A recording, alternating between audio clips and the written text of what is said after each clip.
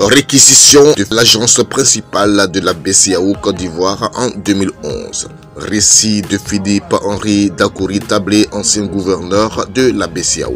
Dans l'affaire du braquage de la BCEAO, le président Laurent Gbagbo et le ministre Justin Koné-Katina ont été condamnés par défaut itératif à 20 ans de prison ferme le mardi 29 octobre 2019 après une audience tenue le jeudi 18 janvier 2019. Leurs co-accusés dans cette affaire, le premier ministre Akembo et le ministre Désiré Dallo, condamnés à la même peine, ont par la suite bénéficié de l'amnistie du 6 août 2018. On aura remarqué la concomitance de ce procès et de ces condamnations avec l'acquittement du président Gbagbo par la CPI à La Haye de 15 janvier 2019. On constate que tous les procès intentés par le régime Ouattara contre ses opposants ont toujours été couverts de larges zones d'ombre, si bien que de nombreuses ONG des droits de l'homme et de simples observateurs n'ont pas hésité de parler de règlement de compte et de justice de vainqueur.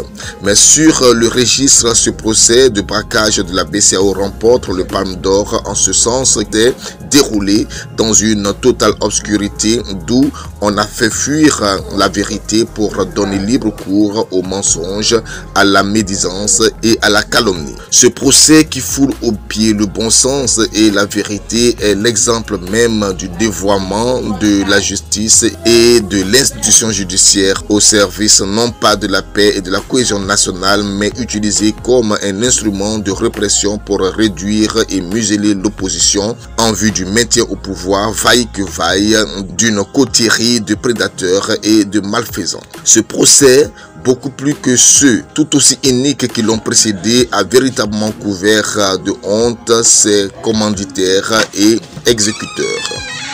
En réalité, ce procès n'aurait jamais dû avoir lieu pour la simple raison que le délit n'est pas constitué.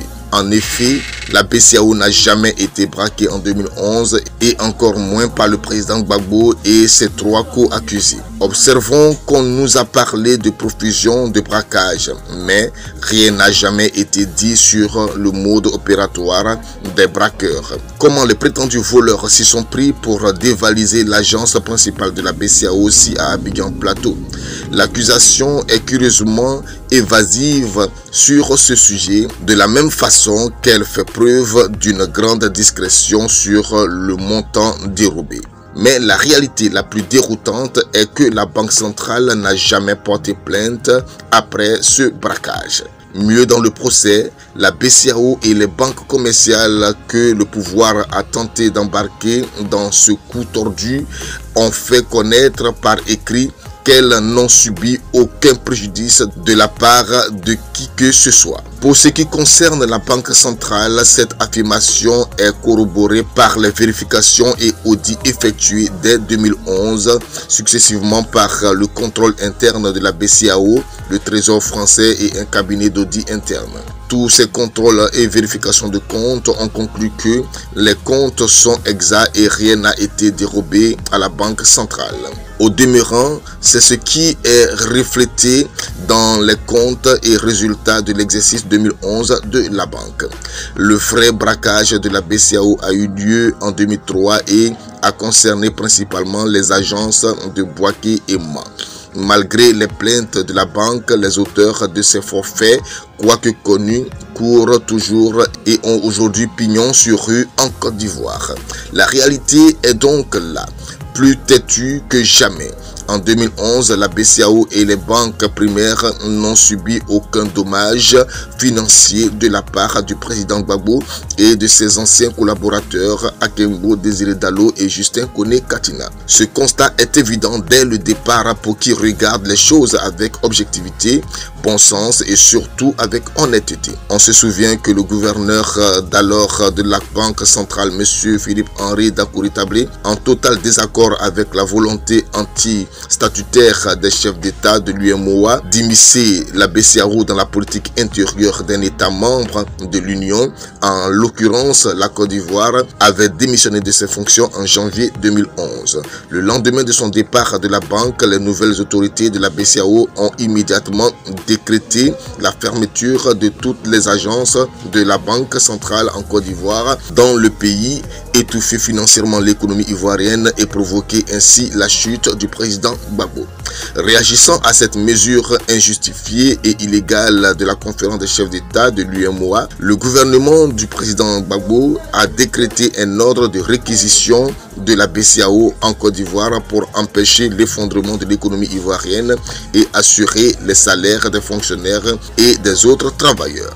C'est dans le cadre de l'exécution de ce décret de réquisition que le ministre Justin Katinan s'est rendu à l'agence principale de la BCEAO en compagnie d'une équipe d'huissiers et d'un représentant du procureur de la République. Ce groupe est entré sans effraction dans les locaux de la banque en présence du personnel. Il s'agissait pour le ministre agissant pour le compte de l'État de conduire un certain nombre de diligences préalablement au passage de la direction nationale de la BCEAO sous la responsabilité des autorités ivoiriennes.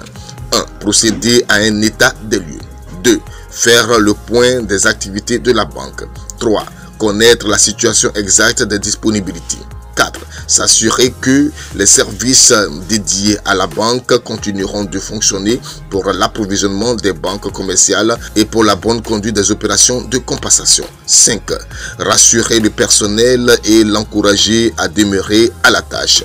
Avant de se retirer de la banque, le ministre Katinan a eu dans la salle de conférence une rencontre avec le personnel. Il a ainsi expliqué à son auditoire le bien fondé de la réquisition en réponse à l'acte d'agression des autorités de la BCEAO contre la Côte d'Ivoire.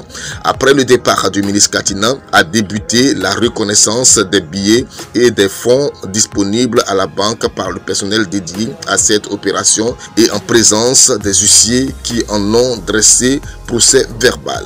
C'est donc à juste titre que les différents audits et la BCEAO elle-même ont fait le constat que la Banque centrale n'a subi aucun dommage en relation avec la réquisition décrétée par le gouvernement de Côte d'Ivoire. Alors, d'où vient qu'on accuse le ministre Katinan d'être parti en exil au Ghana en emportant plus de 300 milliards de francs CFA subtilisés à la Banque centrale? Ceux qui brandissent ces accusations sont tellement dans la haine et l'obsession d'en finir avec les pro-Gbagbo qu'ils ne se rendent pas compte du ridicule de leurs propos. En effet, savent-ils que transporter 300 milliards de francs CFA, même en billets de 10 000, il faut plus de 100 caisses, chacune de la taille de 4 cartons juxtaposés d'eau minérale. Le déplacement de toute cette quantité de caisses nécessite au moins un gros camion de plusieurs dizaines de tonnes, alors qu'on sait que le ministre Katinan, dont la vie est menacée, s'est enfui précipitamment en voiture, puis en pirogue par Aboisseau et Noé. Dans ces conditions, comment pouvait-il transporter avec lui plus de 100 caisses d'argent? Ah, si le ridicule et le mensonge tuaient, ces gens-là ne seraient plus de ce monde depuis belle lurette. Voilà pour les ministres Katinan et Dallo, victimes des mêmes fausses accusations. Concernant le président Laurent Gbagbo, le chef d'accusation est encore plus puéril et farfelu. Pour faire court et simple, disons que le pouvoir Ouattara reproche à l'ancien président de la République de Côte d'Ivoire ce que lui-même tente de faire avec beaucoup de maladresse depuis le coup d'État du 11 avril 2011, c'est-à-dire faire fonctionner l'État. En effet, en fait de braquage de la BCEAO, le président Gbagbo, soucieux de l'intérêt de tous les Ivoiriens, n'a fait que faire prendre les dispositions idoines pour sécuriser les finances publiques et le recouvrement des impôts et taxes avec pour objectif premier le règlement des dépenses publiques et le paiement des salaires à bonne date.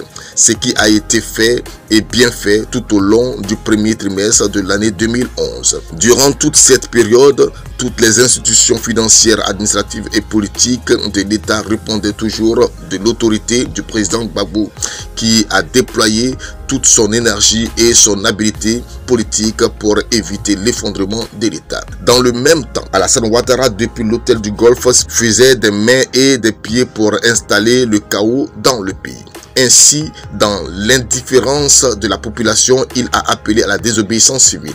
Puis il a ordonné aux entreprises de refuser de payer l'impôt. Enfin, Alassane Ouattara a demandé à ses commanditaires la mise en place d'un embargo dur sur les médicaments et matériels médicaux en direction de la Côte d'Ivoire. Cette mesure a fait des milliers de morts non encore comptabilisés dans le bilan macabre de la crise post-électorale.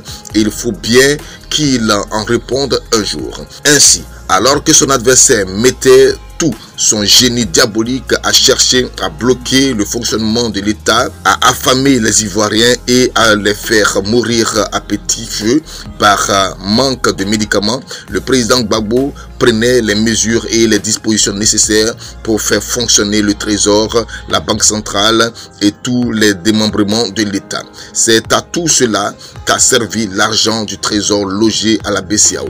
À la vérité, ils sont très mal placés, les tenants actuels du pouvoir, y compris leur mentor, pour dire que le président Gbagbo s'est servi dans les caisses de la BCEAO et de l'État. Car ceux-mêmes retranchés à l'hôtel du Golfe ont tous perçu leurs salaires, émoluments et indemnités diverses durant toute la période de la crise post-électorale. Au demeurant, et c'est connu de tous que le président Gbagbo n'est pas un pilleur de caisse de l'État.